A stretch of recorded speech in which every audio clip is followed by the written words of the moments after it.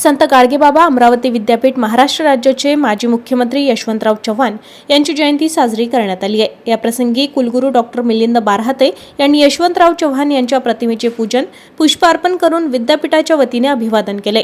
जयंती कार्यक्रमाला कुलगुरू डॉक्टर महेंद्र ढोरे, कुलसचिव डॉक्टर अविनाश असनारे, उपकुलसचिव साक्षी ठाकूर, प्रशासन विभागाचे अधीक्षक डॉक्टर धनंजय पाटील तसेच अधिकारी कर्मचारी उपस्थित होते। संचालन व यशवंतराव चव्हाण यांच्याबद्दल माहिती जनसंपर्क अधिकारी डॉक्टर विलास नांदुरकर यांनी दिली आहे।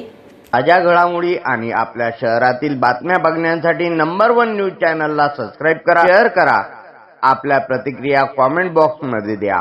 आपल्या बातम्या नंबर 1 न्यूज चॅनलवर बघण्यासाठी 99 21 58 96 63 या व्हॉट्सअपवर मेसेज करा।